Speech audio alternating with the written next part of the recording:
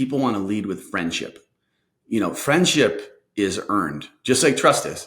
And so we always advise and do ourselves is I want to respect you and I want to respect your time.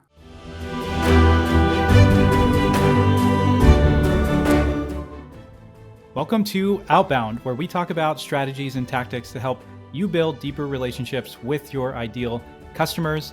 Today's guest is Mickeli Bedore. Mickeli is a boss at sales. He's a top enterprise conversion specialist. Mickeli, welcome to the show. Thank you, Joseph. Appreciate you having me. And I love the name Outbound because of what you guys do, but I would consider the name Outback maybe because that sweet hat you got on. I dig it. Yeah. I love it. Yeah. Indiana Joe is my moniker that I've got now from the hat. So, and it actually really fits because my backyard, I'm in Ohio, basically backs up to Indiana. I'm like probably 150 yards from Indiana. So it's really fitting. Awesome. Yeah. Well, thank you so much for joining. Maybe you could give me like a 30,000 overview of what you're up to. Yeah. So little backstory. I spent 11 years as kind of a cleaner for IBM, Oracle, Verizon, some of the biggest tech companies in the world to come in and take underperforming territories and product lines and so on and so forth and turn them into profit centers. And when I had my first kid, I decided that we had put ourselves in a position with investments and so on from those glory days that I could take a gamble and spend more time with the children, at home. And so I decided to go on my own. Lo and behold, I became an addict when it came to entrepreneurship because I loved it so much.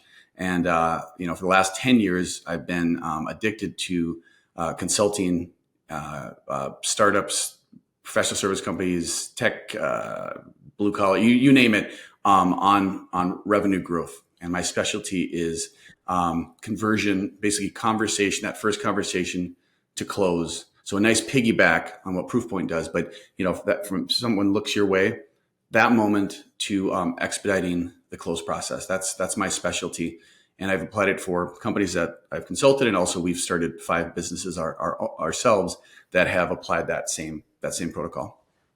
Yeah, so I know that kind of tees us up into your secret sauce. But what is your secret sauce for building relationships or building that respect and trust from that first touch point? I think one of the biggest misconceptions when it comes to building relationships with your prospect is people want to lead with friendship. Friendship is earned, just like trust is. And so we always advise and do ourselves is I want to respect you and I want to respect your time. So our process and how we run our entire sales process and our sales, every single sales call there's always a bit of the same redundancy so that the person knows, what am I getting into? What can I expect? Is this person organized or are they not organized? I was telling you earlier, but we live in Montana and we live in a ski town and we have people come out and visit a lot. And I've never, in the last 4 years we lived here, ever had somebody come up and say, hey, I'm going to show you the best back bowl ski runs on Big Mountain. I'm going to show you the best sushi joint in Whitefish. It's never happened ever. Why? Because they expect me as their guide to show them, a good time. And I think our prospects expect the same, especially when we're doing outbound, right? See what I did there? When we reach out outbound and someone takes that call and says, okay, I'll spend 15 minutes with you. From that moment forward, the way we set the agenda, the way that we give them an out at 15 minutes in, the way that we ask permission for 15 minutes after, if things are going well. If they are not going well, then we clip it and we say, hey, I don't think, gathering what we've learned in this kind of quick conversation, aka discovery call, that we're going to be able to help you out with our product or solution. However, I'm happy to make some introductions. In fact, I got a couple in mind. Why don't I follow up this with those introductions? And then, down the road, maybe you'll think of me when, things change or whatever. And we begin that with respect. And then therefore it's a nice bridge to trust. And then if the conversation does extend, I always ask permission. I still cut it at 15. I'm like, hey, this conversation seems to be going really well. What do you think? I think so too. May I ask a few more questions and then, we can decide where to go from there. They say yes, we do the same. At that 30 minutes, I clip it again and I say, now I am officially going to end this call out of respect for you and your time. I know you're busy. Here's the next step in our process. Here's what you'll need from me and you're asking of me. Here's some things I'll need from you, meaning who else will be involved in our next conversation. Our next conversation is a deeper dive of this. So we're going to want to have these types of people. Can I count on you for that? And then you wrap it up in it. So you say, I'm going to follow up with all of this detail plus notes and things that we discussed today. And I'm going to put that in a follow-up email. I will add some of these things to our agenda. You're going to get me the emails to the people, like so on and so forth, right? I know it sounds really levels of detail, but then the next call, we open the same exact thing up to say, hey, here's what we discussed last time. Here was the pains and challenges you're facing. Hey, I see, Mike's here and Gabby's here. Mike and Gabby, this is what Joseph and I discussed last time. Are we missing anything? And they say no. And then we continue our framework, our closers process. But for listeners that don't know our closers process, that's the way that you do it each and every time. You'd begin and end the same exact way. You'd follow up the same exact way in between. You'd set the agenda the same exact way. And then you would execute the agenda once you got live with those guys. And you do that for every step of the process. And you not hear me talk about their puppies or their weekend yet, right? That comes when trust is earned. And once trust comes, then we can start to begin a friendship. And that's, I think, where people get hung up is I want to trust you before I want to be your buddy. Like if you can help me, I want to trust as you to help me versus someone else, and friendship will come, but it shouldn't be the main focus in the beginning, I don't think. Yeah, it's interesting because it's almost like what you're describing is coming in extremely organized. I mean, an example, I don't know if this will make sense to the crowd that's listening, but having been on the delivery side, on the marketing delivery side, both working at an agency and having hired agencies in the past, you run into some of the same challenges if that isn't the case. Like friendship and working relationship is really important to the longevity of an account. If you don't get along with, or you can't stand the person on the other side, that is going to cause friction in the work at the end of the day. But it's not, if they can't actually deliver on the work, that's a much bigger problem. And in my experience so far, the organization is absolutely key to making that happen. And you're kind of describing the same thing. So like when we come into a meeting with a client, it needs to be a clear agenda. There needs to be a clear plan. We need to, they need to know what to expect from us and what's expected of them. And the more clearly that's laid out up front, the more effective the meeting is and the more value everybody gets out of it. Whereas if, most meetings you're showing up and you don't really know what it's about and they don't really know what it's about, you're like, why are we meeting again? It starts to be pretty frustrating at that point. And in the sales process, there's even less rapport, less trust, less, relational equity there. So if you are going in and it feels really chaotic, really disorganized, the person doesn't really know why they're there, what they're going to get out of it when the out's coming.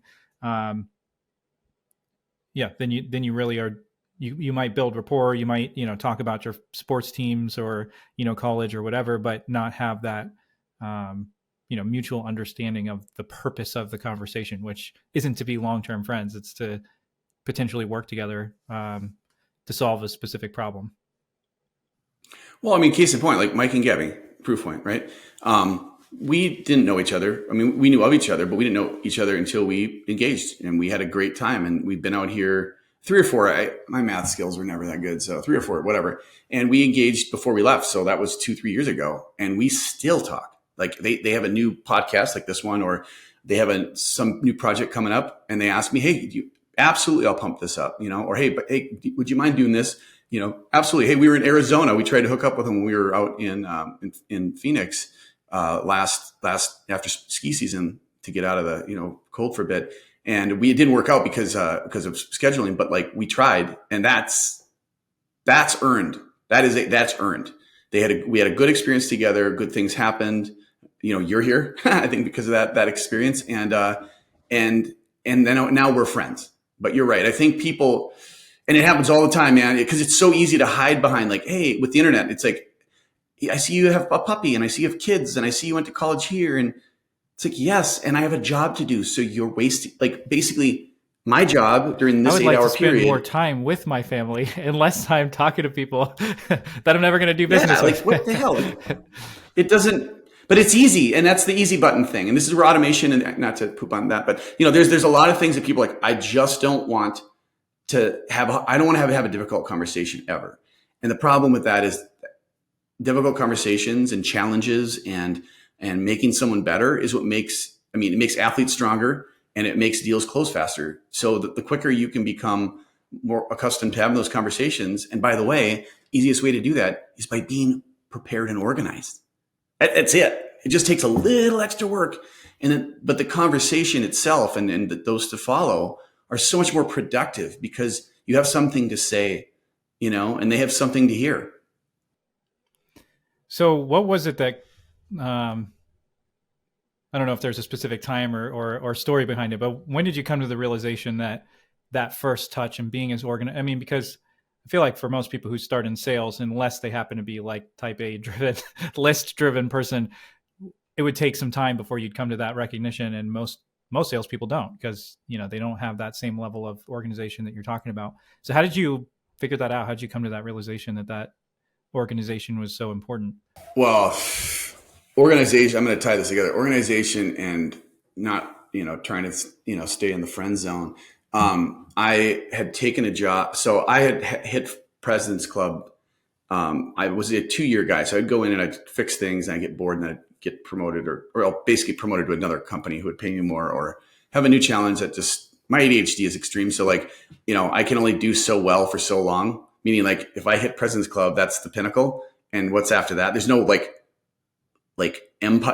Emperor Club. It's like, that's it. So like once you hit that, that's kind of like you did your job. Like you did the best, you won the award. And so I did that. And the first year I went to Oracle, I didn't win that award and it drove me nuts. And this was hands down. This was probably the worst territory I'd ever taken on. IBM a close second, but Oracle's was bad. And I realized this is what was going on later. But here's what I did wrong. I got into this. I was in oil and gas, so I had to travel to Texas quite a bit. It was a good old boys club. I'm from Minnesota, so I had a funny accent to them. But we got along. I don't know, Texas and Minnesota. I got a lot of Texas friends out here, and I don't know what the deal is. We're polar, literally like North and South Pole, but we get along. And I just started being buddy with these guys. I'm like, oh, this is how it works. You grease me, I grease you, and ha ha ha. And we'd go out and we'd do all this stuff, and I become friends with them, and I became friends with them. Like Christmas card friends, and when it came to actually selling them something, it became, they'd pat me in the back like a buddy and say, oh, not now, not now, not now. Now this was in utilities. So I had oil and gas and utilities. Thank God I lost utilities because this is what I did to the utilities sector. I would have never done well at Oracle had they not cut me off of utilities. And it wasn't because of me. It was because of the way they like diced up the territories in the next year. But had I told them the truth, I'd have been like, I didn't lie. I was grateful because I wanted to be like, I screwed that up because the whole time I was trying to be their buddy and nothing ever happened, ever happened. Like I never moved any needle ever. Like, cause every time I try and bring up, hey, maybe we should help you with this. Ha ha ha. Let's go golfing or whatever. And I realized I can't be that guy. That's who I'm in real life. I'm real nice. I love people. I'm a social butterfly. But when it comes to sales, I have to kind of put on my theater robe, I guess, and be a little bit more stern and stubborn and disciplined than I usually would be in real life because it's my job and it's my livelihood. And I'm not paid to be everyone's buddy, right? I'm not a VJ. Like It's emotionally exhausting to be doing outreach all the time and to be doing a lot of things that happen in sales, but it's definitely emotionally exhausting if you are trying to keep up that level of friendship and relationship with every single person at every single account. It's really unrealistic to do that and still have anything left over to do your job or anything left over when you're finished with the day to go home with your family if you're trying to be really great friends with everybody you talk to. And actually, just one more thing on that note, just kind of tying into what you say, I've seen this a lot where people focus a lot on events for their maybe that's too general of a statement. In a lot of enterprise sales that I've seen, especially like professional services or engineering or things where there's a very technical sale, salespeople go to events, marketing people go to events, and use that as a way to start conversations with people. But then when you've gone to the same events for 25 years, yes, you build some great friendships. But I've kind of found when I'm around people that have done that, they stagnate with new business development, and they're sitting on, these big accounts that they've been working for a long time that came way early on when they first started, but they're such good friends with everybody there. They're not willing to make an introduction for somebody else on the sales team. They don't want to damage the relationship that they've built for the sake of, a deal for somebody else on their team, or, a customer interview for their marketing department. They're like, nah, I'm not going to go there. And kind of to your point, they've almost developed too much of a friendship and a relationship with somebody to do business with them effectively. Well, it's exhausting, and like, to bring it back to the point at the beginning, it's disrespectful, right? It's disrespectful to just eat my time up when I have a job to do. I have 8 hours, and every minute you're wasted of mine, like you said, is depleting time or stealing time from my family or something else. Maybe it's my health, maybe it's hobbies, my community, I don't know. And to your point about these events, like, I never understood, why do these big companies dice up territories, move reps around? I never understood it. And that's why, is because, it's okay. Every 80s, I'm an 80s kid. Every 80s movie ever was about the new kid in school. And what was the storyline? The kid with the Camaro and the cool hair. And then we would find out if this person is the footloose guy or somebody else who causes problems for everyone. Is it Kevin Bacon or is it some other turd? Right. And I feel like that with some of these, with what we're talking about here, is there's an advantage to being the new guy on the phone, or there's an advantage to be the new guy at the event. There's an advantage to be the new person, right, on the account, because now it's like this person, because there is no relationship. So that person has a total reset. And again, we are if we're working for someone else, or I'm consulting my clients, I pretend to be them. Like, we are, we're the handshake. Like, we're the caveat from the company. Like, we're the bridge from them to the client. And so let's be the best paved, bridge we can be. Let's just be a smooth bridge for that to happen. And the thing that gets in the way, the bumps and the potholes in the road, are when we try and just muck it up by being too buddy too soon. And again, it goes back to my original point is, they're there to do a job. You're there to do a job. And let's make their job easier by our product or solution, by starting with organization and respect, running a tight sales process, setting expectations, right? Having clean follow-up on both ends, so everyone's mutually invested. And then when it turns where it just isn't a fit, then we're fine with that. It isn't an emotional breakup. I mean, good Lord, like, that's the last thing we need. Sales is hard enough, then to have to break up with everybody, oh, I'm so sorry, like, I'm gonna miss you. Like, that's just another added level of stress no one needs.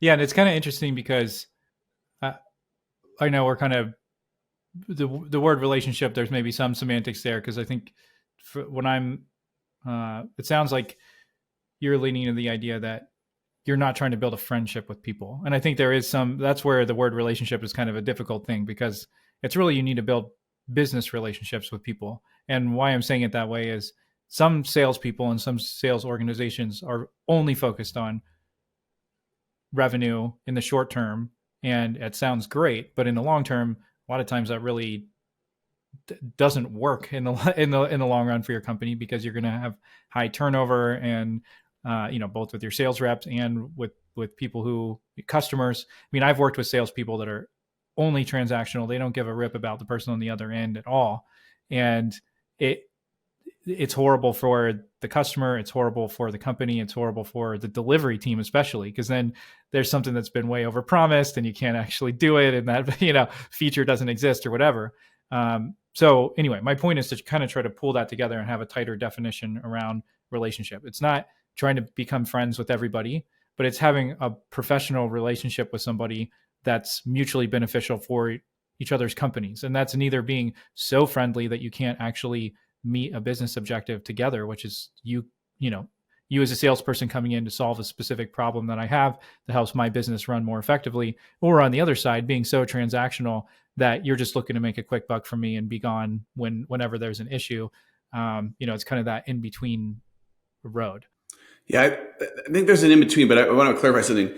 You said that we're trying to be friends. That's right there. That's what I'm bringing up is I wasn't trying to be friends with Mike and Gabby. I was trying to make their business explode like I was trying to triple their revenue in 6 months. That was what I was trying to do. Like I don't have a friend in my Rolodex right now that I'm trying to make my friend. Like that's not a thing, right? Like I wasn't trying to make my wife date me. Like I was hoping she would by being myself and being who I am. And I think I just want to clarify that because we're not the term trying to be someone's friend. You're right. That's wrong. The term about becoming someone's friend in the process and building that mutually beneficial relationship, that's what we're all after. I've been a part of transactional sales too, and it's disgusting. Like we're in the market for fiber line right out here, and it's just like the worst. Other than your healthcare, if there was worse customer service, I would challenge it. And that's all it is because they don't give a shit. Like they're like, well, you have 3 choices and you pick us or they pick them and we're all the same price. And yeah. I mean, where I'm at for fiber, we have one choice and they're like, screw you if you don't go with us. If you're in sales and using LinkedIn and you're not getting the traction you're looking for, you're going to love our Social Selling Accelerator.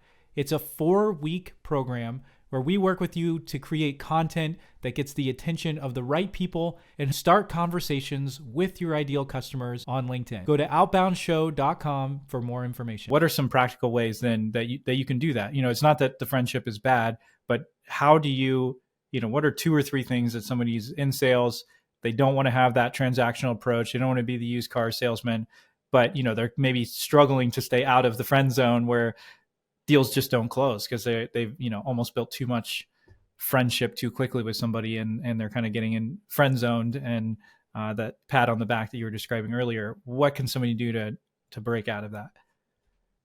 That's funny. I was just keynoting in Bozeman on this, where I went through this thing of like, who's the top 3 goats of sales? And it was the doctor, the school teacher, and the hostage negotiator.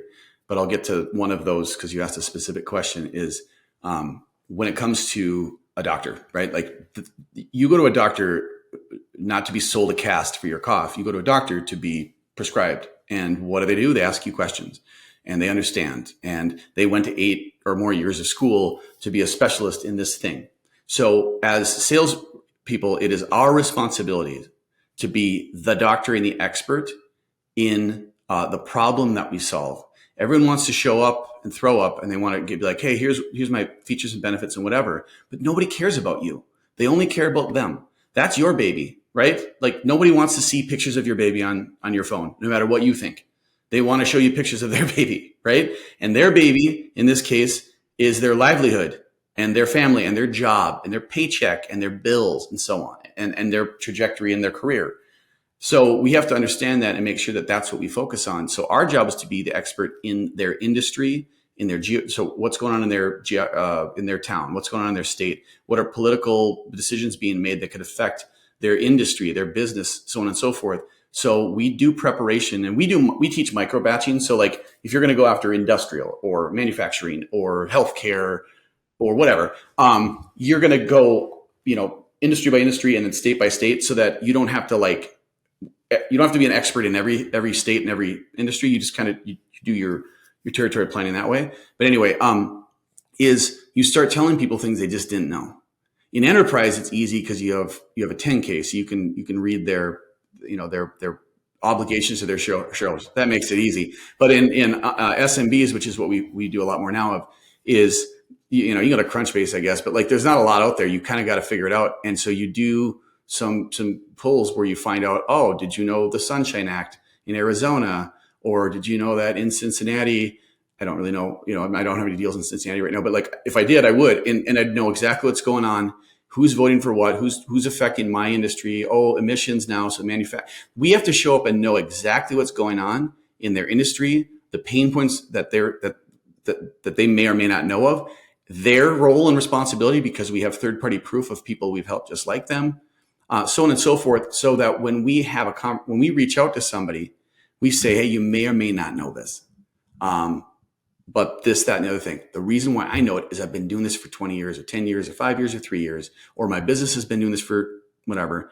And these are the 3 things that we see all of the time. I don't suppose you're facing any of these challenges.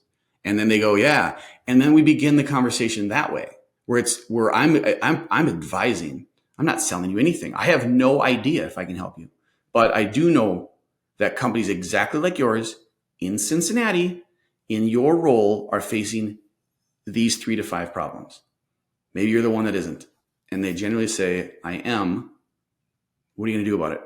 And I say, fantastic response. Great question. Let's set up some time. I'm not going to be able to do this in an email, nor am I going to send you a PDF or a landing page that's going to describe it, because it's not going to make any sense. And I get that out of the way right away, because that's going to be the rebuttal. They'll send me some stuff. It's not going to make any sense to you because you didn't know about it yesterday. So why are you going to read a PDF and be like a doctor in this problem? No, let me talk you through it, because this is what I do.